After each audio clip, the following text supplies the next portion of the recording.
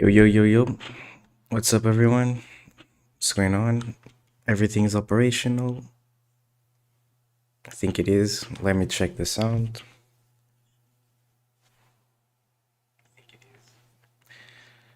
Awesome.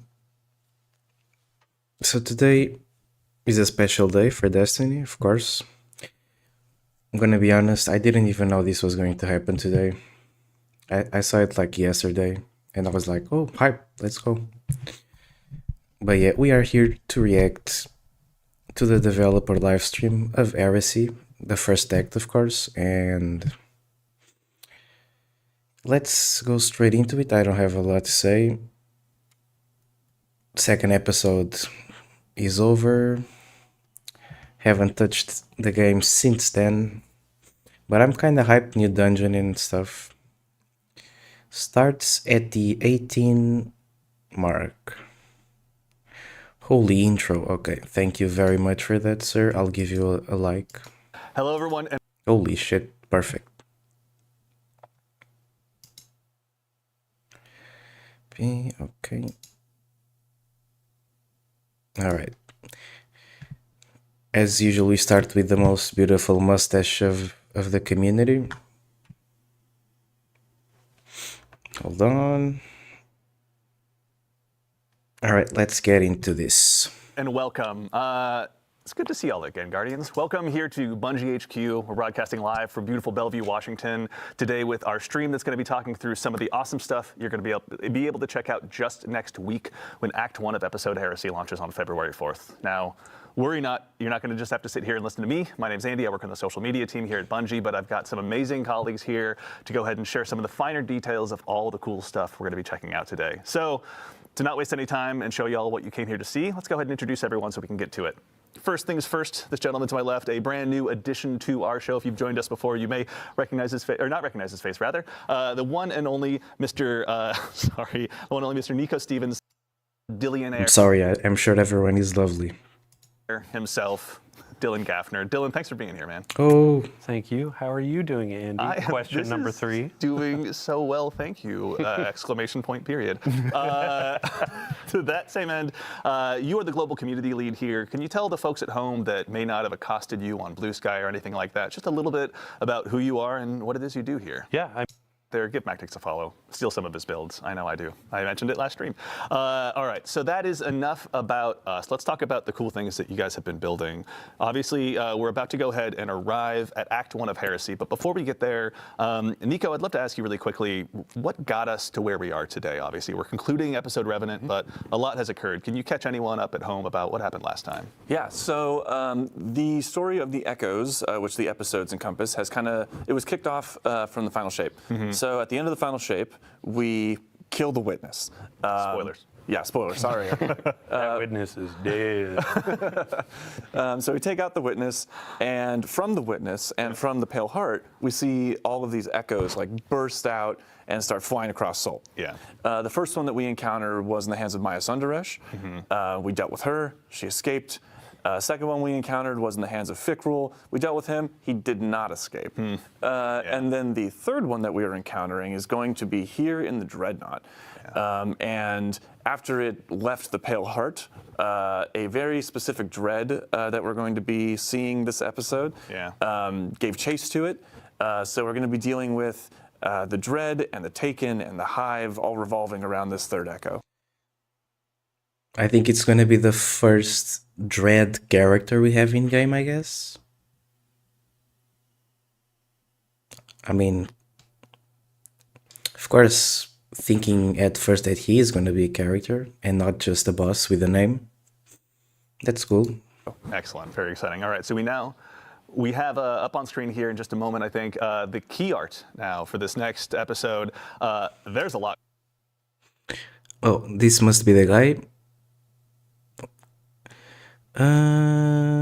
It's just a reskinned version of the green guy. We see a lot of eyes, a lot of Sauron eyes. These eyes are cool. We have Oryx in the back. We got some tentacles, some Cthulhu-esque shit. Oh, this is like the Taken thing or whatever. It looks cool. lot going on here. Yeah. But Nico, I'll leave it to you. Can you tell us just a little bit about what we're seeing here? Yeah. So I think the first thing that's probably going to draw a lot of people's eye is that ghostly visage of Oryx peeking over the top there. Yep. Yeah. So Oryx is, I'll just say Oryx is back to some capacity, right? Yeah. Oh. And the Echo has a lot to do with that. So not only are the Guardians jumping through trying to figure out what exactly is going on in this first act, but they're dealing with this old foe that has been dredged up from the bones of the Dreadnought. Yeah. And I don't want to reveal too much, but we're going to be clashing. The Guardians will be there very soon. But so we're dealing obviously again with the Taken King again in some form. So we have some old foes returning. But before we go ahead and move on into gameplay and dive into that, we have some old allies returning as well. Can you tell us about some of the folks we're going to be working with this time around as well? Yeah. So our main cast right now is Eris Morn, which is our resident witch hive expert. A lot of That makes sense. Yes. people know her from Season of the Witch, aptly named, or even further back. Season of Arrivals is kind of like the first time that she jumped back into this new sort of saga story arc. So we have Eris Morn. She is, as I said, our resident hive expert.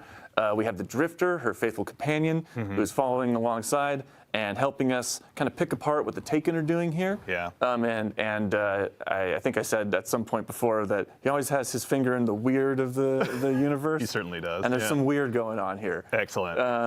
And then finally, we have Deputy Commander Sloan. Right. And Sloan is our Titan representation here. People will remember her from Season of the Deep or even the Red War. And she has been afflicted with this like Taken corruption that we saw back in Season of the Deep. And she's learned how to sort of hold it back, but also utilize it to make her stronger. Yeah. So she is going to be teaching us some of that. Yeah, that's we're going beyond once again. Yeah. So it's safe to say. So we've obviously got a whole new cast of friends and enemies to go up against. But really quickly as well, something we were talking about a little bit earlier in the show is the player journey as well. It's something you guys are really excited about this time around. Can you tell us a little bit about how players are going to be experiencing some of these quests? Yeah. So. Okay, so players have been talking a lot about the structure of the player journey and how they'd kind of like to see it shaken up a bit, right? So this is going to be kind of one of our first steps into trying to make that happen in a more tangible way. Cool. So you will still notice some of those elements of like returning to a vendor or something like that, but you're also going to notice that we're doing a lot more bespoke, spread out delivery for these beats. Cool. You're going to find characters like in the midst of a mission sometimes. Yeah. There's some new tech that I don't want to spoil. I want players to see it in the game. Yeah. But there's some new tech having to do with the way that we would holo project characters in that sort of projection unit that you would find in the helm. Yeah. We're expanding that out so that it's a little bit more versatile, and it is more cognizant of where players want to be and less about like having to return to this one spot and kind of loop through the helm over and over again. Thank you. Well, thank you guys. Obviously, I'm sure our audience of Guardians who have let Dylan know and his compatriots loud and clear what we're looking for are happy to be hearing that. So that's exciting. Let me go to the helm. Let me talk to this character. Let me go back to the helm. Let me talk to this character. Is there a holo? It's a good thing that they're fixing that, or at least trying. Because, I'm not gonna lie, it was getting a bit tiring. Especially this last one. And this last one you had like all the characters in like a 200-meter range. And it was still like painful just going to one place to another. Yeah, it's a good thing that they are completely removed. Not completely removed, but at least doing something about it. Projector somewhere in there? Yeah, right. Yeah, that's right. All right. Well, really exciting. So as we kind of move into that player journey, we're going to be working on something called the Path of Resolve. Can you tell us just a little bit about what that is before we dive into the gameplay here in just a moment? Yes. So there is an event that happens at the beginning of the episode, which people will see very, very soon after the launch. Yeah. And this sort of kicks off. You got me interested.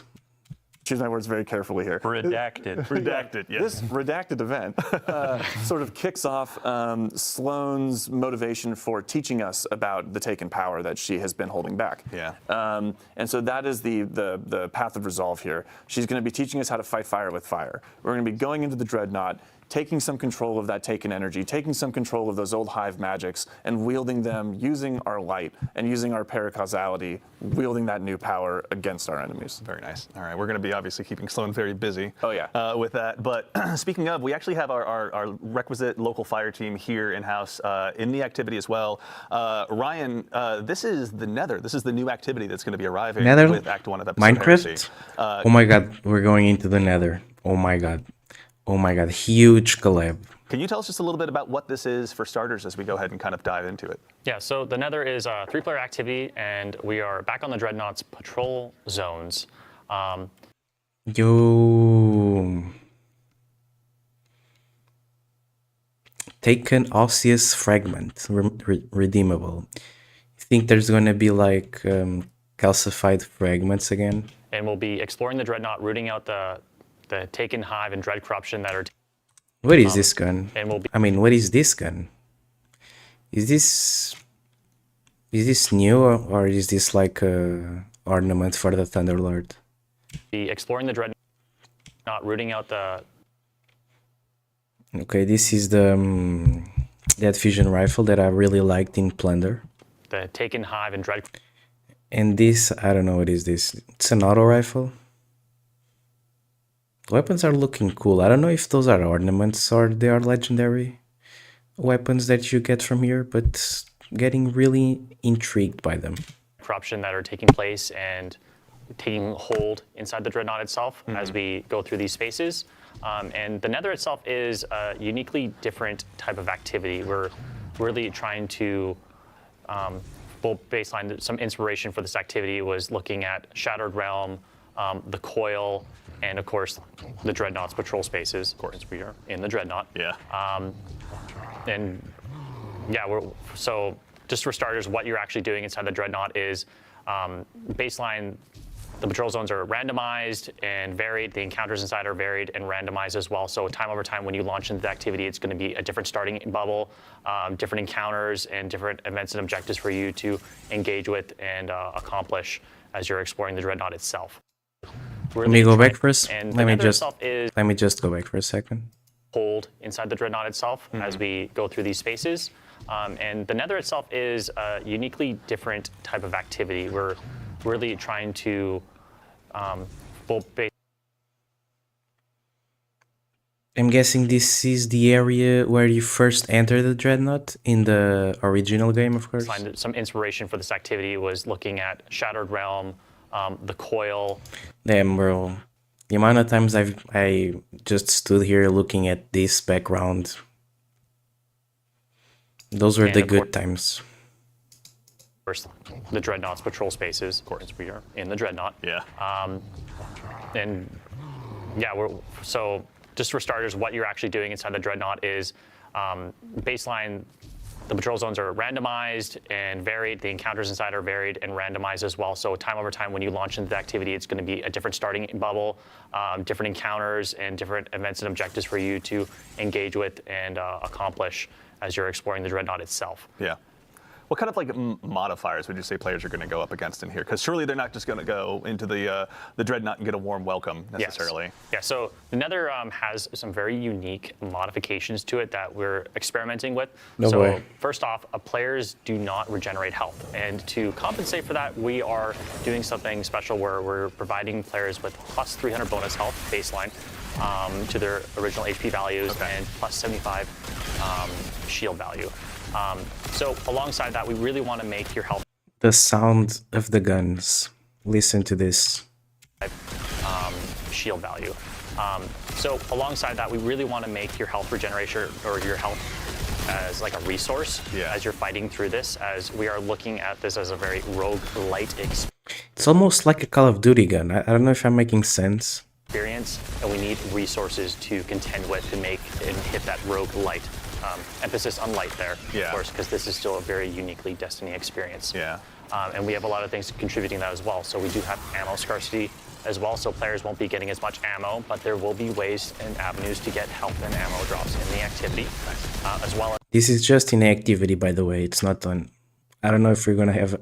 Sorry, I don't know if we're gonna have a patrol zone or not. But he's just talking about the activity itself. boons that will improve your power over time as you engage with the activity. Nice. And that progressive sort of idea of like power and building up how strong you are as you're moving through the nether, that roguelite experience, it's also reflective of that narrative of like building yourself up, pushing deeper into the dreadnought. Yeah. The dreadnought is resisting you. It's trying to make sure you can't like move towards the echo and figure out what's going on. Yeah. And this is you finding ways to like pierce the veil and move beyond their barriers. Yeah, new foes and new challenges obviously warrant new strategies along the way as well. Absolutely. And then you saying like ammo and health is kind of like a resource, so you're not seeing it drop off of enemies and stuff like that, but there are things that you can find like a resource and collect and all that. Yeah, so we have destination materials. We have urns and pots kind of placed around everywhere, and also destination chests that players can find. And when you break these destructible pots, they'll explode into like a rain of health, ammo, heavy ammo, sometimes boons, sometimes revive tokens. I forgot to mention we are using revive tokens here as a resource as well, so you really need to manage, but like there are avenues to get more revive tokens. There is more avenues to get health and ammo. So we really want players to explore. It seems very interesting, but just like last episode or last season or whatever you want to call it, the activities can be the coolest activities that you can do. What about the loot? What makes me want to go to that activity and want to stay there? Because I'm not gonna lie, Destiny is at a point that you can't just make cool activities. You have to give players a reason to stay there, like for a couple of hours. Because before, Destiny was in a good place, in a good enough place that they could just release an activity and people would just play it if it was cool, if it felt good. But now we need really something to keep us in here. Especially because a lot of us, speaking for me, and I know a lot of people have the same opinion, people have never been so much burnt out on Destiny, like ever. So yeah, I hope that the loot is good enough to keep me invested in the activities and I hope the activity makes me want to play more, which was a thing that was not happening with the Kel of Elders or Elder of Kells, the activity from the past episodes, and the one before, and the exotic missions. The exotic missions haven't been bad. I have been enjoying playing them, but one or two playthroughs of that, and yeah, I just go back to another game. Explore the dreadnought and encourage that exploration by looking for these urns, looking for the chests, and like I used to love this fusion rifle, by the way. searching for those boons, because there's multiple avenues and like ways for players to search out and like Also, are those cursed thrall like the ones the wizards used to send, but these are war dogs? searching for those boons because Dire there's war beast. multiple avenues and like ways for players to search out and go get them. Yeah, and I mean that resource scarcity is really going to make you want to chase those down, and I can imagine that health is a sight for sore eyes. Absolutely. To that end as well, actually, obviously you mentioned we're back at the Dreadnought, but I can't imagine this is the exact same one. Can you tell us a little bit about how the Dreadnought has changed? Yeah, so since the Echo has hit the Dreadnought, a lot of the spaces have changed and like modified. A lot of the Aka skin of the Dreadnought ship has like peeled back, revealing bone and chitin and showing off new secrets, new paths. That's cool. That's actually cool. Because I'm not sure if you know. Only real lore knowledgers would know this. But actually, the Dreadnought is built by one of the worm gods. I'm sorry. I'll never do that again. But if you don't know, it is. I don't know which one it was. I think it was Aka, the worm gods that was used to build the Dreadnought. pathways. So you are in familiar spaces if you've played the Dreadnought before, but there is a lot of new, interesting, unique pathways. Things have changed. Things have become abnormally different. Oh, Yeah. There goes our fire team. things have become abnormally Nice. different. Oh, There goes our Classic. fire team. And that's the last we ever saw of that Guardian ever again. As mysteriously as they arrived, they were gone. yeah. And we've kind of like, for players who are wanting that explorative aspect, right? We've kind of like separated out the modes a little bit, so people can go in and they can explore the Dreadnought.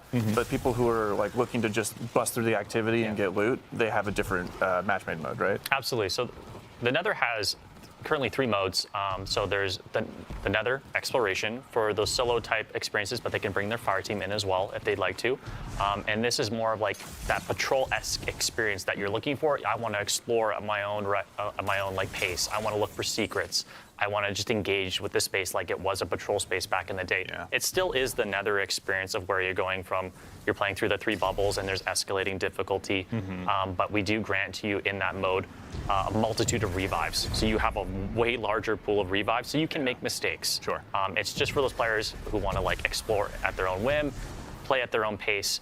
And then additionally, there's also damage modifiers for those players when they're engaging with bosses as a solo player, so they Yeah. can actually tackle those hurdles as they come. Nice. And also some modifiers on like how many enemies are spawning, so they don't need to like get swarmed by every single Yeah. enemy in the world. You can really take in the skybox for a little while Yeah. and hang out with your buddies. Yeah.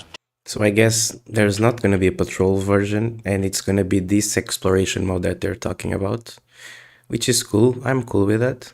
And then additionally, if you do get lost, because we didn't want to overclutter the spaces with objectives, because there is a lot of things to do, and there's a lot of different things to do in every single bubble and location that you go to in the Dreadnought. If you do get lost, you just pop open your ghost, and there'll be a bunch of star objective icons that'll like let you know where you should be looking and where you should be going. Like let you know, you just pop open your ghost, Who was talking? and there'll be a bunch of star objective icons. If you do get lost, you just pop open your ghost, and there'll be a bunch of star objective icons that'll like let you know where you should be looking and where you should be going for the next Was that the drifter with the evil voice? spot. Additionally, talking back to those different modes, we do have the match-made mode on advanced baseline difficulty, and then we do have expert as well. Very cool. Okay, so plenty of challenges for the Guardians that want Give me the loot. to undertake those, make sure they're pushing not only themselves, but the opportunity to get loot as far as they possibly can. Absolutely. And on that loot note as well, every time you complete a bubble, there is a chest checkpoint. So you do get loot checkpoints essentially. And like the average runtime for like a bubble is 8 to 12 minutes, but you do get the most loot by completing the entire activity as a whole. Got it. But there are checkpoints for players who just want to jump in for like 8 to 12 minutes, hit that loot checkpoint, like, okay, I'm out for now. Or players who want to just like rush through it and get all the loot at every single end of every single bubble. That's just how things worked in previous activities, right? Like the coil and that kind of stuff. And even Prison of Elders, the new one. Bubble checkpoint. Very cool. Okay. All right. And then also, I think, in addition to the modifiers we're talking about, the boon system is one that I heard you mention a little bit earlier. I'd love to actually kick off the conversation about that. I think we maybe saw the folks in chat that were eagle-eyed that were keeping an eye on the modifiers may have seen something a little bit earlier before. But can you tell us a little bit about the boon system? Yeah, so the boons here are, we have a multitude of boons. We have minor boons, major boons. And so the boons Let me see. Increase the chance for a healing orb to spawn. Stack size 0 out of 10. here are, we have a multitude of boons. We have Am I still saying fucking tonics ingredients? minor boons, major boons, and corrupted boons.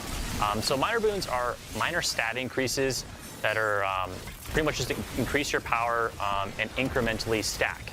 They can stack up to 10, and they're just like the typical like increased light damage, increased darkness damage, movement speed on kills.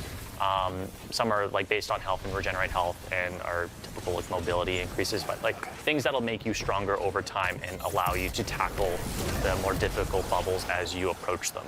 Yeah. And then additionally, we have major boons. Yeah.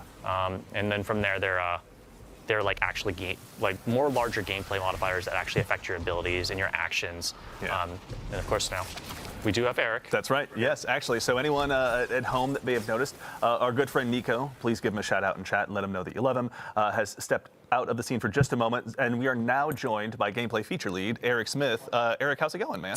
It's going well. How are you? So for any, doing well, thank you. You guys are all so nice today. I'm so taken aback. For anyone that may not have seen you in the Vidocs or anything like that, can you tell us just a little bit about who you are, what you do here at Bungie as a gameplay feature lead? Yeah, sure thing. So I'm Eric Smith, gameplay feature lead on Destiny 2. Mustard. So I help create the game's abilities, kind of anything the player can do, the game feel of the game, build crafting, kind of general sandbox stuff, and kind of make the controller disappear into your hands while you're playing. Yeah, the many tools we use, you're helping go ahead and make sure that they're all available for us. For the mouse and keyboard as well. Right, those two. I'm just sitting there tapping on an empty desk. That's how my Trials teammates feel. Sorry. I see we are back to breaking baskets again. So, we're talking about the boon system. You obviously had a big hand in this as well. Rather. Can you tell us a little bit about, what this system is for and maybe about the boons the players are going to have available? Yeah, so there are a bunch of boons available. There are the minor boons that you mentioned, and then there's the major boons. So the major boons are more gameplay affecting, and they will do things like, kind of like we saw in the Pale Heart with the Traveler's Blessings, right? Where you pick something up and it kind of gives you a new ability almost. One of those in the Pale Heart was Solar Slide, where you run and slide and a solar wave would go out and blow things up. Yeah. In this, we have Solar Slide as well, but we also have Stasis Slide, where you run and you slide and a big stasis wave comes out and makes crystals and freezes things, and you can blow them up yourself.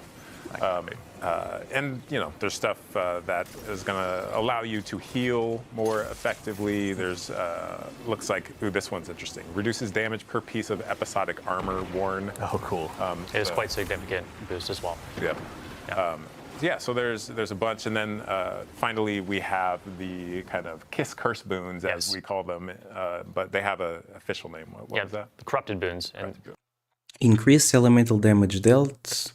Drains grenade and class abilities. Yeah, here we go. We're looking at one right now. Yeah, so these corrupted boons are offered at the same time as major boons, as players can only obtain You get 5 to 5 6 boons. major boons / corrupted boons per run through. Those are granted to players once randomly at one of the 3 encounters inside of the bubble, and then again at the end of the bubble once they complete it. This is like the and there's some ritual loop stuff too that will allow them to get another one at the start of a bubble or the start of a run through. But these Kiss Curse or corrupted boons, as we call them, essentially give you a great bonus or increase to a specific thing at the cost of a major negative. So one, for example, here that I'm really fond of is Glass Cannon, which increases all damage massively, while also increasing all the damage you take. Yeah. So, which is also, that's the dev name internally, isn't it? Yeah, that's the dev name. So if you don't find one specifically named Glass Cannon, we are obviously, we hang out in our own Word docs and Excel sheets quite a bit. Yeah, that's true. And that one is interesting. It's an interesting choice that you can make since the kind of like the risk to reward ratio, right? Because you have non-regenerating health in here, you really have to come at each encounter with that kind of mindset of health as a resource. It is. Why does that auto rifle has a different air cross? In here. This may be a healing auto rifle. You really have to come at each encounter. It is. It just healed the guy right now. So neo healing auto rifle confirmed, I guess. Health in here. You really have to come at each encounter with that kind of mindset of health as a resource. It is. And make sure that, if I take damage from this enemy or that enemy, it has the potential to stick with me unless I can find a healing source. Yeah, really got a fire team option too, where it's like every time you're offered those major boons, your teammates can also choose different ones. So it's like, oh hey, 2 of us are going to do that glass cannon, or that external. Yeah, yeah. And then another person is going to do, oh, hey, every time I do a finisher, things are volatile around me and I get my grenade back. So I can spam more of those, keep you a bit safer when you get swarmed by things. Yeah. So, Is the MG It's right also good to below know me health on the regeneration camera? aspect. We have the gameplay and sandbox team has tuned a lot of the abilities and weapons that do heal players, so they're not extremely overpowered. So there's been a wide tuning pass on all of this entirely. So you're gonna see when you're trying to heal up your teammate with one of our new support auto rifles. Yeah. It's gonna take some time, but it does work and it is very efficient and very helpful, especially the abilities. So you're definitely gonna want to spec into healing builds. oh, man, I have to They're trying to guess it up. They're trying to guess up the healing builds. just give a shout out to the team on like Season of the Deep. We were going deep into the oceans of Titan, and now it feels like we're going deep into space, and like the pressure you can feel it, tentacles taking energy. Like Oh yeah, not Mr. to DMG. part with the vibe here. I'm feeling a little claustrophobic, but also like, Just getting you deep, feel it. pulled deeper into the labyrinth, right? Right? Yeah, absolutely. So, you know, in addition to, there's obviously modifiers you're going to be facing as a Guardian, as a fire team. There'll be boons available to you, but this episode as well is going to bring with it a bevy of new gear between both armor and weapons. Now, obviously, for the keen-eyed Guardians in chat who are watching, there's obviously some seasonal armor, some episodic armor sets that we have here that you can go ahead and check out firsthand. But I think kind of in the spirit of this activity and build crafting, let's talk about some of the weapons, actually. There's one here on screen, obviously. This is our new support frame auto rifle. Given that health is such a precious resource in this activity, Eric, can you tell us a little bit about this one? Yeah, so this is Adamantite. This is our new Strand support auto, and it has some really unique features. One of those is that when I heal enemies, so these support autos, there's 2 of them in the game now. When I hip fire at an ally, it'll send out kind of healing rounds, right? And then if I need to, you know, shoot an enemy right next to that ally, I can just ADS and go full offense, right? Yeah. But the healing from this, because you're shooting out strand rounds, if you heal an ally repeatedly, it'll actually cause them to sprout little unravel seeds, which kind of turns them into this like short-term you know, strand turret. Throw your friend as a grenade into the fight. Right? Cover them in Telesto boats, put it in, but now it's like, oh hey, I'm just healing you and making you. Let your hunter friend with the Caliban Slayer's handshake roll run in there and just keep them alive, right? And that's why I'm so excited about this activity, because like, you know, we've kind of introduced all these kind of healing things, but in a lot of the game, like I can just hide behind a box and heal, right? And here you can see our health isn't regenerating. So we need to really think about, you know, maybe there is a dedicated healer on your team. Maybe That is actually true, because this can actually work. I don't know how long, but they've been here for 30 minutes. And yeah, this guy's health it's like nearly half. So in the long run, this might actually be useful. At least for this one specific activity. there's multiple allies using healing rounds, right? Yeah, honestly, that build crafting is kind of transcending now beyond yourself, just to like per activity, per fire team, whatever you've got. So this one's obviously going to be a ton. Got the new seasonal currency, sigil shards, whatever that is. Of fun, but that is far from the only weapon that's being added around. As far as the episodic weapons, are there any others in particular you want to call out? There are. I do actually want to talk about this one with one more thing. Oh, so please. This weapon can roll Slice and Tear, which are two New perks perks. that sever enemies. Yeah. We have two new origin perks as well. Not often we get a primary legendary weapon that can debuff in multiple ways. Yeah. And that's going to play into things like the artifact this season, which we'll talk about a little bit later. Oh yeah, we'll get there. So there's Adamantite, which is a really solid weapon. And then let's look at Psychopomp. So Psychopomp is our new area denial grenade launcher. Such a good name. I love it. Yeah. It's just Psychopomp. Yeah. The weapons are looking really good. Visual-wise, of course. Area denial grenade launcher. Such a good name. I love it. Yeah. It's just Psychopomp. Yeah. Let's go. So Psychopomp, so these area denial grenade launchers, the fantasy of these things is like a flamethrower, right? We don't have flamethrowers in the We have an Arc Witherhorde now. They've done it. It's here. We have the Witherheart, the Stasis Witherheart. Now we have the Arc Witherheart. Awesome. Fantasy of these things is like a flamethrower, right? Oh no, also the episode's gonna end. And the seasonal perk where when you damage something with the grenade launcher weakens the enemy. That thing is gonna disappear. We don't have. Sad. Yeah, let's go. The God of Destiny back at it. Jesus Christ. What's up, bro? Thanks for the compliment. The Psycho. Good name. I love it. Yeah. It's just Psycho Pop. Yeah. Let's go. So Psycho Pump. So these area denial grenade launchers. The fantasy of these things is like a flamethrower, right? We don't have flamethrowers in the game, but this is as close as you can get to a flamethrower. So I imagine I'm using one every time I use this thing. I'm going to now. This thing has a really cool new perk on it that. Final blows grant bolt charge, while amplified final blows grant additional bolt charges.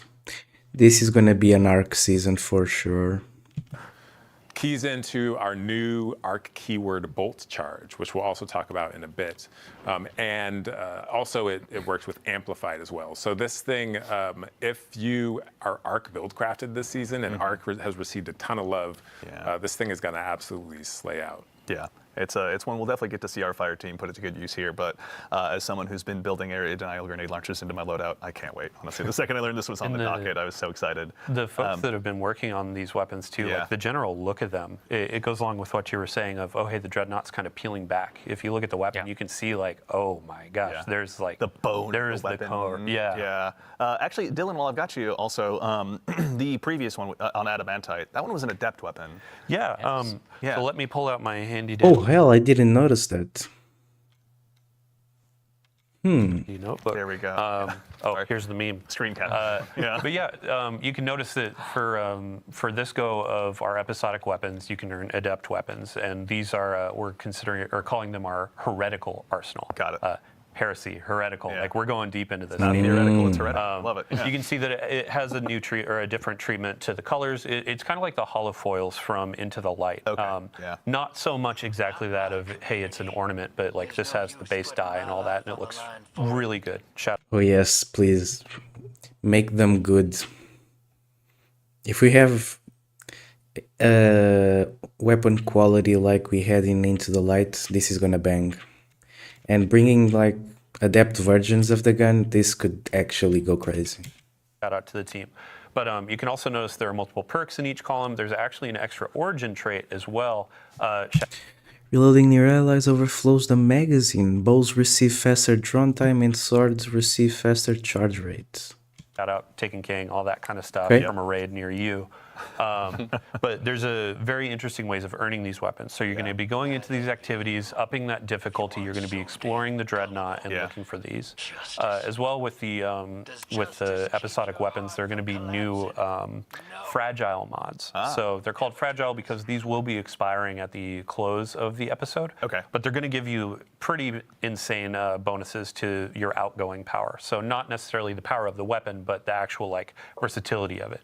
Yeah. One of these, I have the Power of Resolve. Rapid hits, they create Taken Seekers. They're really good against champs. Yeah. So that's an example. There are going to be a couple at launch and Taken what?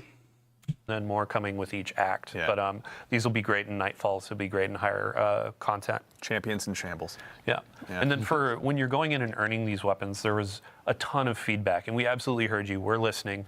About the tonic system. So there are things with like the user experience was a bit rough of having to go back in, create more tonics, trigger them in the middle of activities because they were running out. Yeah. The team really took that to heart. They want to make sure that there's agency in how you're earning these weapons. So they're going to be making it through the Tome of Want. You can kind of target these weapons. You don't need to go in and do this a ton of times. You can say, hey, I want to go for this auto rifle. I want to go for this grenade launcher, linear fusion rifle, and I really want to be going for that to try to get these heretical versions. Yeah. So effectively, like, I don't want to say more loot because it's not going to be like, oh, hey, you're getting 10 times more. Yeah. But it's going to feel like, oh, hey, I have a goal of getting this loot, and now I'm going to go and play the game and get what I'm looking for. Definitely. No, it's super exciting, honestly. Just happy. That's a good thing, but we have to wait and see. There was more opportunities to just break your loadouts out a little bit, find new ways to go ahead and really excel, especially given the challenges we're going to be going up against on the Dreadnought. And with the fragile mods, like it's baking into that exploration. Like you were saying, how do you find them again? Yeah, so they can be found through secrets and chests found in the Nether. They're spread out. They're hidden pretty well, but I imagine folks will find them over time or through some YouTube videos. But Rick Cack is here. We're going to wait for. We won't miss it this time. Fallout, obviously. If you could make some guides for us, we'd greatly appreciate it. So. Iswerg. Iswerg, obviously, yes. Yeah. One of the best communities out there. Let's see, anything else? Yeah, I mean, the last keyword I want to throw on there is aspirational. Yeah. Ultimately, we want to have tools that players want to go and find, want to earn, and increase their power. Yeah. So we've got a couple more weapons I definitely want to talk about because we're reprising some as well. But we have a brief reprieve. Oh yeah, we from have to see combat. I'd love to actually Palindrome, go ahead. right? I know you mentioned earlier aspects, Eric. Yeah. Let's go ahead and take a look really quickly. We got our friendly neighborhood warlock here up first. Can you tell us about the new aspects the Guardians are going to have this time around? Absolutely. So the warlock has a new aspect called Ionic Sentry. And Ionic Sentry, when you defeat targets with kinetic or arc weapons or arc abilities, you kind of charge this thing that you see in low gauge on your screen, much like Gunpowder Gamble, if you're familiar with that. Absolutely. When that's full, it grants you a bonus grenade that you can then throw out. On impact, it blinds anything nearby and then spawns this little arc turret, right? That zaps things, chains to different things. Yeah. And every time it zaps something, it accumulates a stack of bolt charge. Yeah. So bolt charge is our new arc keyword. And what this does is when you have a stack of bolt charge, any damage you do, it's going to give you additional stacks. Okay. Once you hit 10 stacks, your next ability damage is going to create this giant lightning bolt that comes out of nowhere, hits the ground, and just fries everything nearby, right? What Ionic Sentry can do is not only generate the stacks, but because it is ability damage in itself, it can expend the stacks. Yeah. So you send this thing out, and it is doing work. You're throwing a meat grinder at them, basically. An arc-flavored meat grinder. At anyone foolish enough to cross it. But also, I mean, given that's going to be using the new keyword as well, it's not just going to be for mobs of trash. It's you can throw this down against the big bosses and obviously have it blind them and do all sorts of stuff. Yeah, this is great against bosses because any healthy targets, it's going to be continually zapping them, granting you those stacks, and then discharging the stacks as well. Yeah. All right. It's like an offensive version of the Stasis Warlock turret too. So it's like, let's say you stack them and you're going into onslaught, so you have your freeze. It's like, I need these enemies to leave me alone. But then you come in and you're like, it's time we're going to boil them, mash them, stick them in a stew, man. They're gone. Sure, but it also, if you are in trouble, kind of like the stasis thing, let's hit the pause button. The blinding aspect of this, I can just kind of throw it out and smoke bomb and hide, right? If I need to, All right, so Warlocks obviously have a brand new tool to add to their toolbox, but the other classes do as well. Which one should we show them next? Let's stick with the arc thing. So let's go to Titan. All right. Let's go. Titan, we have Storm's Keep. I'm not gonna lie, Warlocks and Hunters, I love you, but it's not really my thing. In this is like a barricade modification. So any barricade you drop, it's going to kind of be electrified. And standing behind this electrified is going to passively accumulate bolt charge on you. Yeah. So I drop this on the ground. I start shooting enemies from behind my barricade. Let's say it's a rally barricade, or we just reworked Titan's ramparts, the barricade you can shoot through. Oh, yeah.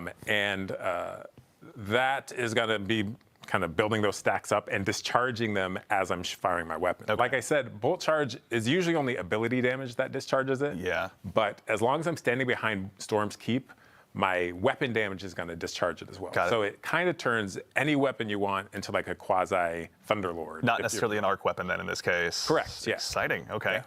So this one's spicy. I think. Hold on, let me read this.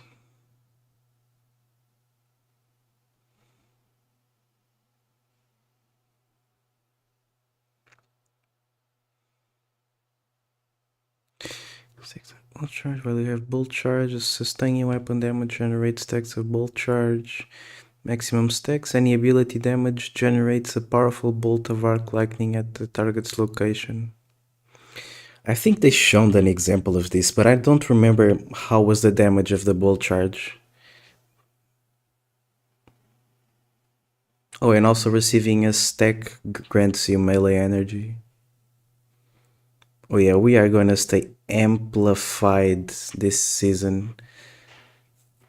Cool. All right, let's keep going. So we're probably gonna talk about hunters next. We're going to see this in a lot of damage phases, and we can play this all we want. There's a lot of theoreticals we can dive into, right? Totally. In dev, and then we drop it into the world, and we'll see how we need to tune this thing. Maybe it's up, maybe it's down. But we want it to be powerful, and I think it is powerful. There's a lot of players saw this preview in the TWID. I think it was last week, and they immediately noticed the animation for the Titan was changed, right? So when you went down to put down the barricade, it was like this big thunderclap, like hey, he did like everybody up, right? Yeah, and the animation went through a lot of different kind of versions. We put so much love into all of these abilities because it's in the game forever, and we want it to be right. So. There were like slams and like raises, and we ended up with the thunderclap, and our animators are godlike. They're absolutely incredible at their jobs. Yeah. But then it's animation. It's like the VFX artists have to time everything to the animation, and then the sound design people have to time it to that, and then the test has to make sure we're not breaking anything. And it's like so much work goes into even one aspect like this, and we're really excited to put it in players' hands. Yeah, it's a coalescence of art and science that you guys do that consistently blows my mind. But now we've got obviously one more for our friendly neighborhood hunters like myself. Yeah. As well. Best for last. This one will be able to get you out of sticky situations as well. So yeah. So Arcstrider already has for. All right, hunters, eat up. For arc aspects, but they needed one in their void slot. So we gave Night Stalker on the prowl. And shout out to the boy Danny Nanny, who is the designer for this one. Yeah. So on the prowl, you kind of become a hit person, right? Yeah. And whenever you go invisible, like you get a contract to kill something in the area. Yeah. And that thing is marked, and a little, our target shows up on them for you and your allies. If you successfully complete that contract and whack that jabroni, right? Jabroni. Sorry, jabroni. No, excellent use of jabroni. Yeah. Thank you. So it's canon now, everyone. So I whack a jabroni, whack a jabron, and then what happens is my entire team gets some energy, right? Mm-hmm. And this is kind of a callback to Heart of the Pack from the old Night. Hell no. Originally, what do you mean hell no? Callback where we gave you stats, but then because we're working the stats coming up. By the way, Pedro, did you know they fixed the hunter super on the new dungeon? You can use it now, like 3 months later. Like we decided to just give you ability energy, right? Yeah. So ability energy, and then the victim, if successfully executed, explodes into a cloud of smoke, which I can then enter to become invisible again, thereby marking a new target. So I can kind of chain these like assassinations as I move throughout a strike or something, and my entire team can be advantaged by. Oh, nice! So you can bring your fire team through the same cloud of smoke. Same cloud of smoke. Everyone goes invisible. So yeah, you're kind of sneaking. Spicy, man. It's on the prowl. We're prowling through the activity. You can already see like one of the exotic pairings on the screen too. Those creepy eyes freak me out every time. But Omnioculus, like that's going to benefit the smoke and all that kind of stuff. You can pair with Lorentz Driver. Sorry, Ritz on social media asking for some gameplay today, but we have too much to go through. Yeah. But it's like you're embodying that I'm a bounty hunter fantasy. So your gun can be giving you bounties through Lorentz Driver. You're getting. Yeah, really. They actually done it. They changed the way the servitor boss works. So by fixing your bow, your Night Stalker, they removed that bug with the Stasis Super on Titan, so I can't do crazy damage. I was thinking on my arc punch everything build. Oh yeah. That is right. Everything got an arc update, but you guys get a void one. I mean, your arc build with the punches, it's crazy. Also, Titans are gonna get nerfed, like the consecration that the Titans do, that I'm always spamming. nerfed the fuck out of that. So yeah, I'm out of options. Bounties through this. There's going to be a lot of combinations in build crafting. Yeah. So you had mentioned too, Guizen, right? Yeah, Guizen. I always call it Guizen, Yeah. but Guizen Vest got a rework. So when you exit invisibility, it emits a weakening cloud of smoke, and then some super energy perks as well. So Nice. there's going to be a lot of strong pairings, and then with the artifact, Void features in the artifact pretty heavily too. You know what? Honestly, you just gave me the best segue I could possibly imagine. We have looked, obviously, we've begun to scratch the surface of some of the new build crafting opportunities y'all are going to have. But obviously, we got a new artifact as well this episode. We've got the Tablet of Ruin, which New seems perks. aptly named. Now, Okay, that's the most badass artifact that we ever had until now. That is very cool. Let's see the perks. just as a starting point, can you let us know the general theme of this one? Yeah, so the theme of this episode's artifact is kind of subjugation and bending enemies to your will. Yeah. Essentially, as we are going back into the Dreadnought, it was unlikely that the Dread or the Hive were going to come peacefully, so we got to bring the big guns to force their hand. Absolutely. Essentially. Yeah, it's not about us winning, it's about them losing. Yes. Okay. Yeah. So the Tablet of Ruin is there to ruin their day, essentially. Yeah. So I'll call out some highlights of mine from here. If we look at column 5, because column 5, Column 5's a strong one. That's where. Yeah, we got to go. Come on. Right to the chase. We have Void. Which one is it? It's called Void Flux. Defeating weakened targets with a void weapon applies volatile to nearby targets. Powerful targets increase the radius of the explosion. Okay, I don't know, man. I don't know. After this round of perks that we had this season, I don't know how many of them were about weakened, but I know there was quite a few, so the opportunities to weaken enemies are going to be fewer. So I guess we should introduce some new perks that do it. But I don't know if can hunters do this way easier. That's it. Void Flux. So defeating weakened targets with a void weapon applies volatile to nearby targets, and then you pair that with the column 4 Maligned Harvest. Rapidly applying volatile causes your next instance of void weapon damage to create a weakening burst. They are really hard on bursts. It was bursts with this one, it was bursts with the new arc stuff. It was bursts with the grenade launcher. I don't know, man.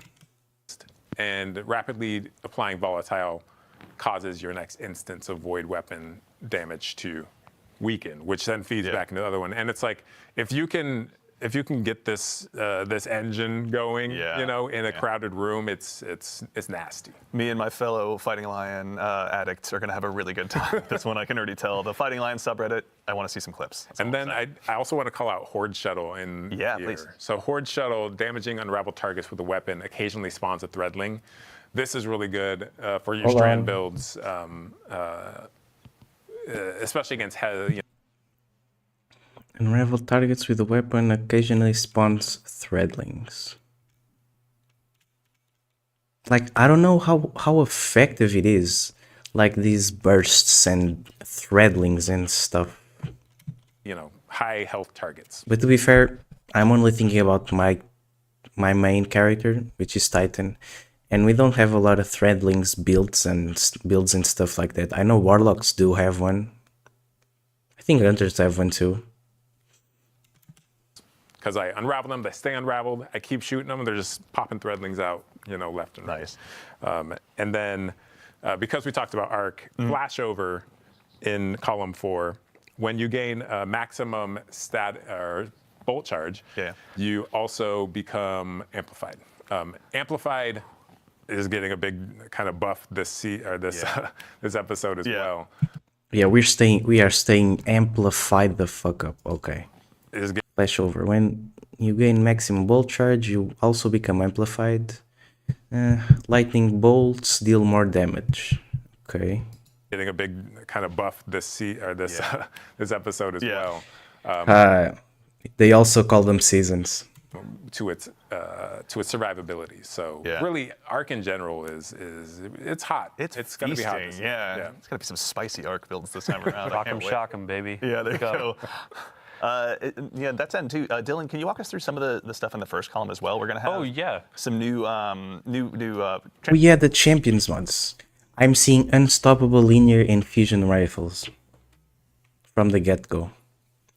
We got overload machine guns. We have anti-barrier sidearms. We have anti-barrier snipers and unstoppable glaives. And there's usually one more. It's probably this. Like there's a fusion here with machine guns and glaives that I'm not understanding. But I doubt it because it's the same. Glaives and machine guns. Wait, they have different staggers. Not staggers, but you know what I'm saying. I'm not seeing like a sixth option. champion rather mods to take out. Yeah, so I mean, like, Yeah, hunters have many ways to weaken the target. This will be very good with the void damage build. Alright. Yeah, I guess hunters are gonna be eating void this season. there's all these. Which is cool because of last season you couldn't use void because of that bug with the orbs of light. Also the thing with the dungeon boss. Really ability-focused items, which is great because there are a bunch of anti-champion keywords in there as well. Yeah. But let's say like, hey, we're doing a Nightfall. You can see actually there's anti-barrier sidearm for the first time in years. Like I think that was around for one of the first Grandmaster rotations. Wait, what? I think this is a lie. I remember having anti-barrier sidearms in Into the Light. Or was that a year ago already? Oh, GG. Your sidearm for the first time in years. Like I think that was around for one of the first Grandmaster rotations, and it was like, what sidearm?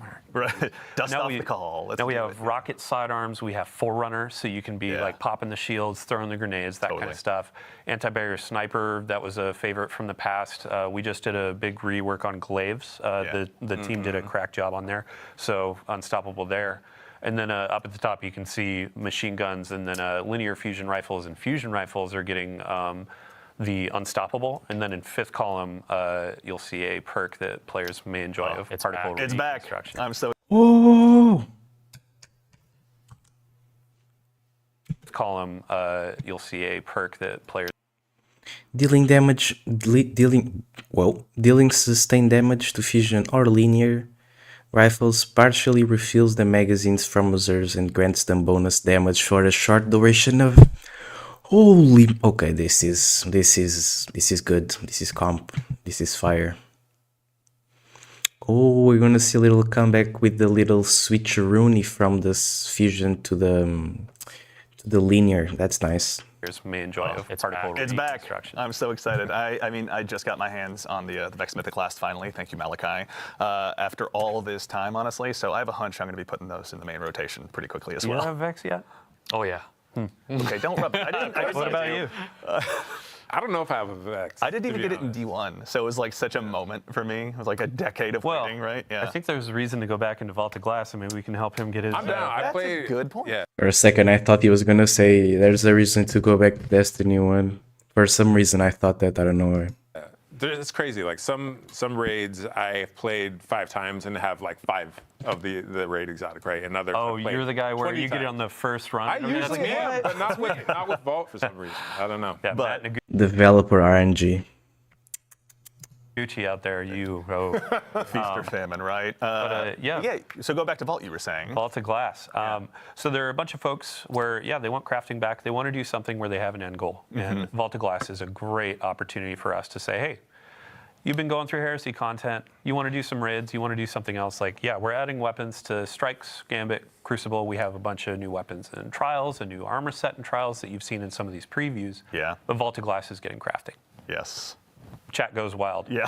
You can go get that Fatebringer, get it a couple times as a deep sight, craft it, and then you can make that roll that you've always wanted. Yep. Yeah. As you're going through Vault, let's say you want to go through and craft I am guessing they also have updated perks. like 5 of the weapons that are available.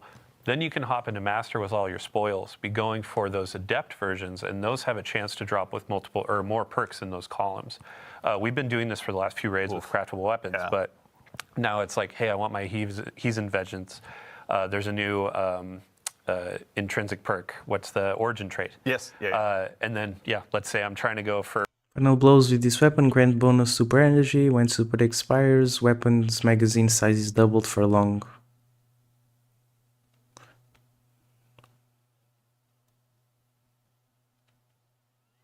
It's cool. So use your super and then weapon magazine size is doubled. So imagine your this could actually cook on a damage phase. a combination. I could get 3 on this, and then I can enhance it, make it this crazy rocket launcher that's good, and go into endgame and do some really cool stuff. Yep. Yeah. So we've got another weapons. I know I mentioned some reprised ones, but actually, as long as we're hanging out here in the menus, Eric, I'd actually love to put you on the spot again and talk about just some of the exotics that players are going to be able to go ahead and acquire this episode as well. Okay. Let's start wherever you'd like to. Which one would you like to kick it off with? Let's look at Barrow Dyad. Barrow Dyad. I was hoping you'd say that. So What Barrow the? Dyad Okay. That's like the coolest gun I've ever seen in my life. What the hell is this crustacean era or whatever it is? is Is that a gun? Is that a gun? Is that actually a gun? it's Okay, that is awesome. That is awesome. I hope the gun is not ass. hybrid gun for Our art team does not mess around, man. That's so cool. Yeah. So this thing is a Okay, this is super cool. What the hell? This is like what you would get from an ornament if you bought an ornament. I was not like predicting them to do anything this crazy for the normal version of the gun. strand submachine gun, and it is also a mon. Hitting 3 different targets regenerates a large amount of blight. Blight seekers bore through targets. This weapon resonates with your choices. Is this like the exotic for the dungeon, or is this like the normal season 1? Monster in combat. So this thing, as I deal damage with it, it generates this resource called Blight. And next time I reload, whether it's manual or I just run out of my mag, it's going to convert that Blight into these Strand Seekers that next time I pull the trigger, it's going to fire those out and they're going to bounce between enemies. Here we go. Yep. So we got some gameplay of this right now, actually. Yes. So, but you can also see it. Just juking everything. The Grim is a paid actor, obviously. Tonight is snow. You can also see that this thing auto reloads over time. So this thing, rumor is it's These Grims are like new, right? They're like albino versions of the old ones. yes. So, but you can also see it. Just juking everything. The Grim is This one looks like he's jacked up like a bald monkey or something. a paid I don't know if you guys ever seen a bald monkey, but yeah. actor, obviously. Tonight is snow. You can also see that this thing auto reloads No, over better. time. Better. It looks like the fucking rat from Kim Possible. So this thing, rumor is it's partially sentient. Yeah. It has its own wants and It needs. wants to kill. Yes. Yeah. And if you satisfy it, it's going to reward you. Yeah. But so look how fast that ammo comes back. So what you can actually do is play this mini. Wants to kill. Yes. Yeah. And if Holy you crap. satisfy it, it's going to reward you. Yeah. But so look how fast that ammo comes back. So what you can actually do is play this mini game where you are trying to shoot enemies to build up that blight. And then you can pace yourself to auto reload to build up more blight, and then manually reload to like load all those like seekers into your mag. In addition, it has this perk where dealing damage to 3 different enemies generates in a short period of time. Generates a large amount of blight. Very nice. So, Okay. So equal opportunities to go ahead and clear out crowds, but also to just burn down the big bad that might be standing in front of you, or whichever one's foolish enough to do so.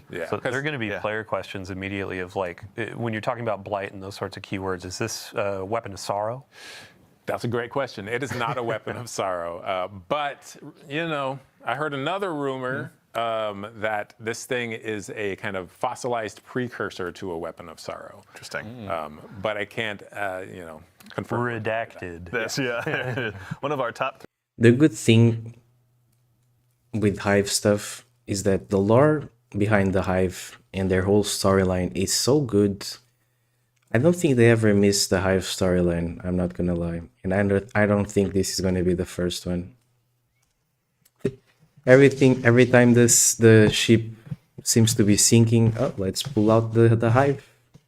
The Hive thing, that surely will work. And it always does. three Oh favorite my god, this zone, this area from the Dreadnought. words redacted. Okay, so this is the one, and we won't spoil how, but players will be earning this one this season. It'll have, you know, catalysts and other intrinsics to earn as well, I assume. This thing has a lot of surprises. I don't know where. You can leave it there. Let's just leave it. I like that. Okay. All right. So obviously, the Barodiad will be one that will be getting added to a lot of loadouts across the entire Sol system. But that's not the only one we're going to be taking a look at today. Yeah, let's also look at our new exotic trace rifle Lodestar. So this one will be given to players via the season pass. Oh, this was the season pass. This is the first primary ammo trace rifle ever.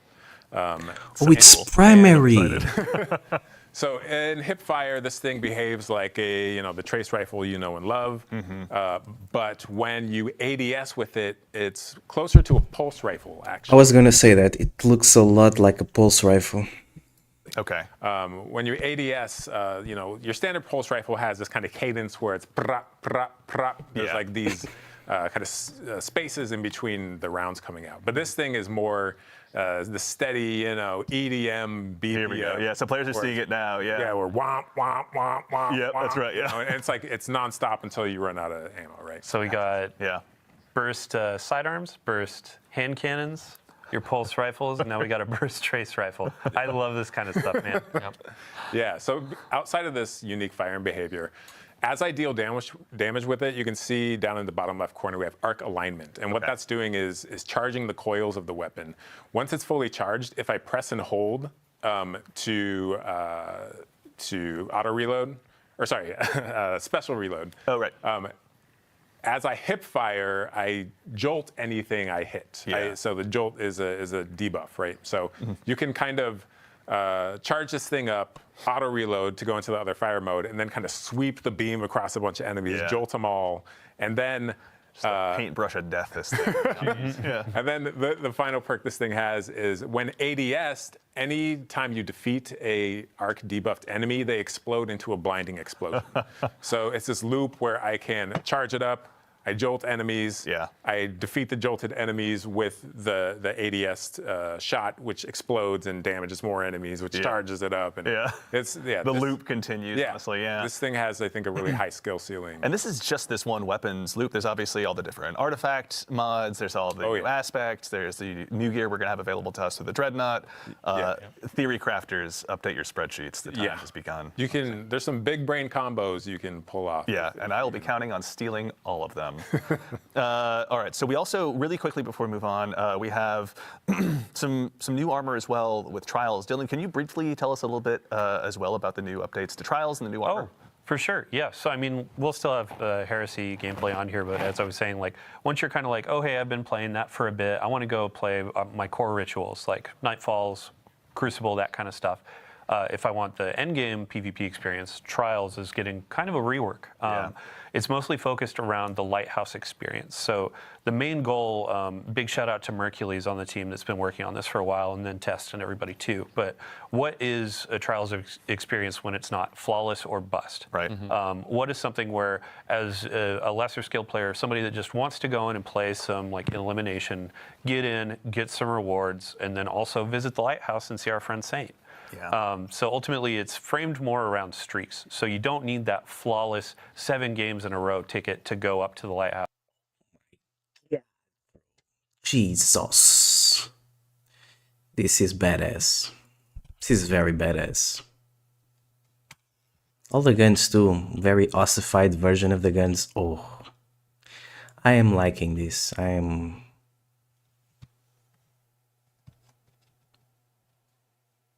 Is this a new board? Is this a new skimmer? Is that a trials skimmer? House. Now it's more, oh, hey, I won 2 games in a row, lost a couple, but ultimately got 7 over time. Now I can go to the lighthouse, open that chest, and then get some cool rewards. Yeah. So we had a big, an emphasis on big article go out about Crucible. There's some comp changes, there's a bunch of matchmaking stuff, but also Trials is our main game, or main focus for that. And you can see the armor that you get on there. You'll be getting these pieces like once a week or a couple times a week through challenges or opening the chest. Nice. But we're going to that kind of Osirian, that Egyptian theme again, and these text shaders great. Yeah. It's one of those pieces where, okay, I'm going to be spending a couple weeks in here to fizzle. Oh my gosh, don't carry me, teach me. Yeah. But yeah, even Just if don't you're- go up against me while you're out there. If you could do me a solid, that'd be great. even if you're not high skill, it's like you can earn these armor pieces. The Yeah. cool cosmetic bit is like, oh, hey, as a high skill player, I still want that representation of what Flawless used to encapsulate. So if you hit a 5, a 6, a 7 win streak and go open that chest, you're unlocking different glows. You're getting different cosmetics like ships, ghosts, the sparrow. Or a farming time. Right? That's right. And then afterwards, how long of a streak can you go on? We're going to have a new emblem tracker where it's like, oh man, I went on a 25 win streak in Trials. I'm kind of hot right now. And then Said you have, Andy never. Andy saying, hey, Dylan, you want to play Discord? And I'm like, sorry, I'm a bit too busy. It's all right. We get it. You're a big deal. But I'm not a no, big thank deal. you. Honestly, in the interest of being busy, thank you and yours. Obviously, putting together that article. If anyone wants to see all of that in painstaking detail, it took a village. So Dylan, to you and the PvP Strike team and everyone, thank you a ton for getting all that information together. I know we have one more topic to move on to, but I'm realizing in my notes I didn't quite get to speak to the reprised weapons. Let's call out a couple before we move on. There's one in particular I'm actually pretty excited about. It's the return of probably one of my favorite pulse rifles. I've been watching a lot of TikTok. Our friend Epic Defender out there is running Fighting Lion and Cold Denial. So I've gone ahead and personally dusted off my Cold Denial, which is now also making a return. So if you don't still have it from Season of Arrivals, now's your chance. Dylan, we were talking about this a little bit earlier. What's your favorite role for this one? Well, so back in the day, I always made sure to have Head Seeker, and it was kind of a niche perk back then. It was like, oh, hey, it helps with one-on-ones a bit. Right. But it has been buffed over time. It's been a while since Season of Arrivals. So I'm going to be going for Head Seeker again on this baby. And like, one of the cool things is that all of the reprisals are going to be dropping day 1 of Act 1. Cool. So you can go and get this. There were a few others that were mentioned, or I believe you're about to mention. Another one. Yes, that's right. I can talk about, or wait, my favorite role of the next weapon. I don't care about your favorite role. Okay. Fair enough. You know what? No, that's fine. You know what? Message received. I'll leave that for my What is your inventory favorite alone. role? Because we debated this. Well, there's, Come on. all right. It's very close. It's Zen Moment Head Seeker. But Okay. No, that's good. It's just a 2-burst machine. But another one I want to call out, one that's so well beloved by the community that a member or a content creator in our community named themselves after it. Whispering Slab Enjoyer. Whispering Slab is now also getting reprised as well. So there's going to be a lot of opportunities for y'all to go ahead and add this one back into your inventory. Is there going to be any new roles added for this one as well, Dylan? Anything exciting? Yeah. I mean, all of the weapons. I'm not trying to be a hater, but we are really getting Season of Arrivals, Cold Denial, and the Whispering Slab. Really getting them weapons. What do they call it? When the weapons come back? Reprised. They're really getting reprised in the big 2025. And I guess I don't mind it.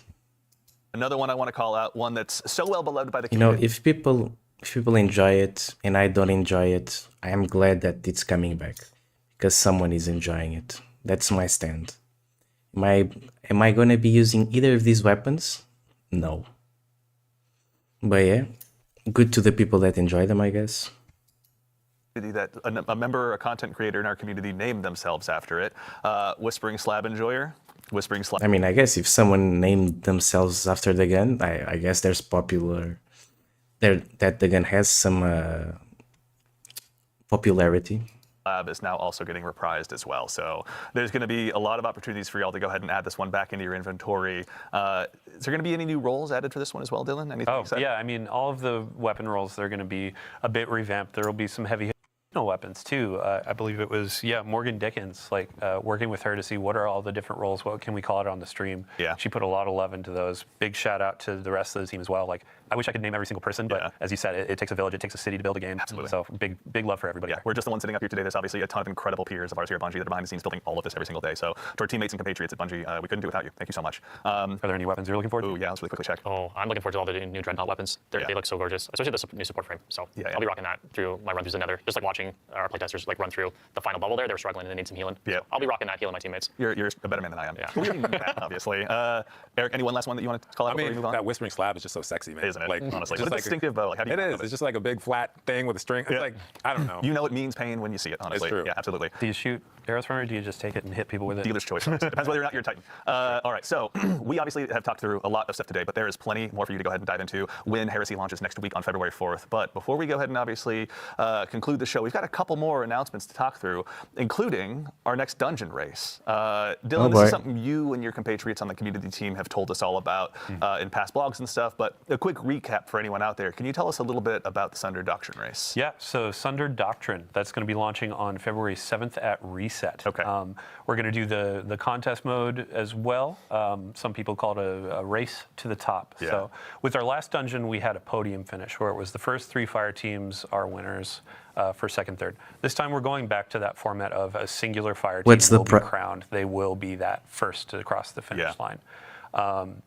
The really cool thing about this as well is we're kind of mixing up what is the stake, what is the reward. Yeah. Last dungeon we did a really cool hoodie with some personalization. This time around we're doing a trophy.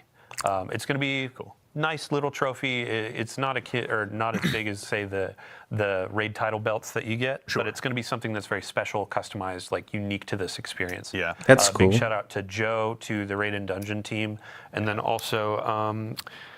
Let's see here. Sorry, Henshin Scrap. We're going to be partnering with them to create this trophy, and we'll have a picture of it in a TWID next week, or maybe even later this week. Yeah. But it's going to be something that represents this dungeon, and it's going to be pretty fun. That's super exciting. So, and also, our friends on the Good Super Products team have been hard at work making sure that all of us that dive in, because I've never done a contest mode in my life, I'm not brave enough. There is some stuff to go ahead for the Guardians to go ahead and earn as well. Dylan, can you tell us a little bit about what we're seeing here too? Sure. Yeah. So on the screen, this is going to be earnable just by playing through. We have a new. Oh yeah. I'm not gonna say anything. I love this note sheet, man. Work shirt. So work shirt. It has a hood, but it's not the hoodies of old. This is going to be a new thing. A work shirt that you can earn. The wristband was a pretty big winner for players. They enjoyed earning that last go, so definitely. we have that again. And then we also have our Bungie rewards, the title pin. So What do you mean earning? Nobody earned this, bro. They just paid for it. Go in, do all of the challenges, the triumphs. I believe solo as well, which I applaud everybody that does solo dungeons because it's just insane to me. Yeah. But you can earn these this pin to represent how hardcore you are. Yeah. And then we have just general pins and rewards that you can get as well. Very cool. So, That you can buy as well. Plus shipping. And plus the 3 fucking months that you have to wait. Because of how long it takes. Like, I've seen people getting, like, special rewards. Like, 1.5 expansions later. It's crazy. So and mortals like I can go ahead and get my hands on something as well, right? True. And then these are outside of, like, contest mode. So contest mode, you get that unique emblem in game. With normal mode, there will be an emblem. There will be those rewards, weapons, etc. Certainly. But then some things out of game as well. So awesome. To get into the contest mode, 1995 is the recommended power. Okay. Outside of that, it's like if contest isn't your thing, once that fire team finishes first, then we open up normal mode afterwards. So. Cool. But either way, contests will be available for that first 48 hours. First 48 hours cool. too. Awesome. And then if you want to join in with the community and have a watching experience, we have the Dungeon Zone hosted by CB Gray and Evan F. Couple of legends. Yeah, big thank you to them because this is going to be a community-driven kind of like, hey, they're tracking a ton of teams that are vying for that first place. Yeah. They're going to be hopping through that. They'll have some pre-show stuff that's really fun to watch. We'll also have Twitch drops. We'll have unique emblems to earn through that. So yeah, tons of folks to watch and then tons of gameplay. You guys want any emblems? You guys want emblems? How about some emblems? You guys want exclusive emblems? Play to jump into on the 7th. That rules. I can't wait. Excellent. Well, everyone as well, if they need to find this was in a previous TWID as well? Yeah, so we have a previous TWID. We're going to have another TWID just before the 7th to walk through this again. And then we also have like the terms and conditions for the dungeon race and all that. That's on help.bungie.net.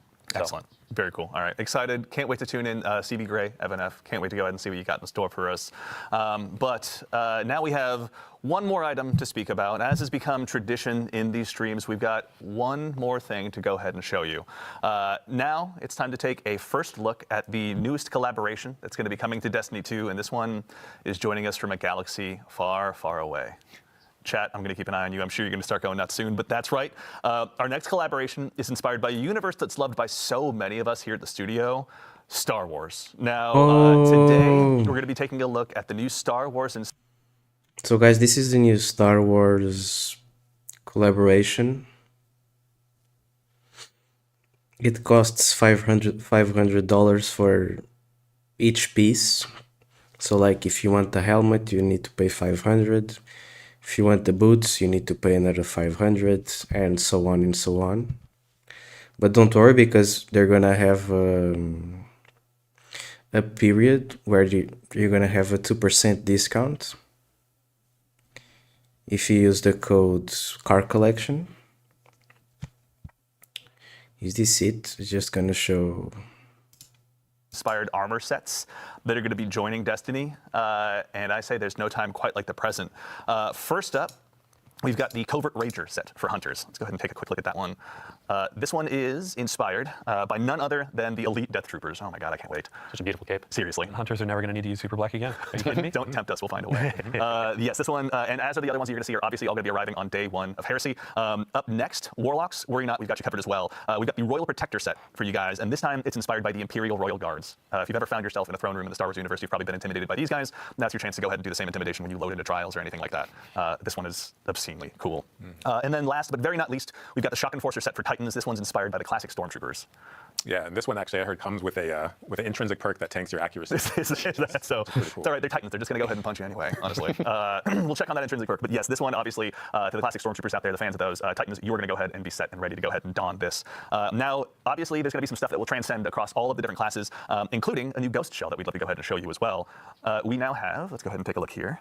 This is the DS2 Ghost Shell, as you can tell, operational, but it's inspired by none other than the return of the Jedi Death Star. So it's a bit of a work in progress, but who among us isn't? So good, man. I love the effect that comes out of the I know. I remember the first time I saw it, like I quietly lost myself, honestly, in a meeting. Thankfully, I was muted on Teams. But yeah, this one has been super exciting. Now, there's also more as a part of this collaboration for you to explore. So worry not, there's also a Sparrow, a ship, emotes, and a finisher, all for you to check out when Heresy launches. But of course, we'd be remiss if we didn't take a chance for starters to give huge thanks to our friends here at Bungie that helped put this together. Kelly out on the marketing team, and then our friends over at Lucasfilm Games. It's been incredible to go ahead and work with you side by side to put this together. And of course, to make sure you're all in the know, and we give you a heads up of exactly where this is going to be, will not be at Tashi Station with the power converters. These will be available on Eververse when Heresy launches on day one. So just want to make sure you're all aware of that. And also, I got to say, I, for one, am going to be keeping a close eye on the R Destiny fashion subreddit because I can't wait to see what they got for us after this. I mean, they're going to have this. They're going to have new Trials armor, new seasonal or episodic armor. Yeah. They're going to have tons of new Eververse options, but tons of new options you earn in the game. Put it all together, make something dope. Yeah. That's what we like. Stuff that we can. Awesome. That's what we like. Stuff that we can earn while playing the video game. Which, of course, let's just cut this last part out of the collaborations. Don't care. It seems pretty cool what they've been cooking up for this one. It seems better than Revenant already. We're not gonna talk about Echoes. But yeah, and it's like next week, which is really, really soon. I was expecting this to release like a couple of weeks further down the line. I was not aware that it was going to be this soon. Very exciting. Well, I think, honestly, we've had a huge docket of things to go ahead and go on through, but now we can all collectively exhale and leave a little bit more for the Guardians at home to discover when Heresy launches next week. But that concludes it for our show today. So first things first, obviously, Guardians, to all of you out there, even to the individual spamming my face as an emote in chat, thank you all so much for joining us today. These shows are a ton of fun for us to get to put on. We love getting to share what we've been working on with all of you, but it doesn't matter unless you show up. So genuinely, thank you all for taking the time to join us today. Obviously, to our Fire team, team in the back of the house, to my compatriot in social media, Mitch, to Ashley, to Peyton. They're the ones really driving this stream. We just get to talk about what's on stream. So thank you for going ahead and lending us your talents. Obviously, to our friends here on the couch as well. Nico, who is somewhere around here. Obviously, Nico, thank you for joining us. Eric, Ryan, Dylan, thank you guys. We appreciate you taking the time to join us today. Thank you. To the crew here as well. Again, you have the challenge of dealing with me, so thank you all so much for your hard work. We seriously appreciate it. As a quick reminder to close things up, Heresy Act 1 launches just next week on February 4th. So go ahead, make sure you've got that day off. I don't, but I'll be cheering for all of you that do. So you can check out the Nether, all of the new gear and weapons that you're going to be able to have available to you. Start checking out how to get your hands on those exotics and building them all up. Our collaboration with Lucasfilm Games, Star Wars is pretty exciting. And of course, the Sunder Doctrine Dungeon race will be there as well. But that's right. So now we're going to go ahead and get ready to close things out. But before we do, we're going to leave the stream live for just a little bit longer. So if you need to go ahead and wrap up that Twitch drop, you can do so. And oh yeah, they gave out an emblem for watching this live. GG. There goes my emblem. go ahead and do us a favor and stick around, because once we finish up here, we're going to raid our good friend Macdix. So while I appreciate the bits and cheers and everything here in chat, save your Twitch Prime sub, save everything you can, go over to him, give him a follow, donate to the Game to Give stuff, pardon me, if you can, to help us do some good through the Bungie Foundation. But that's it. So for now, thank you all so much again for joining us. But in the meantime, take care of yourselves, take care of each other, and we'll see you all Starside.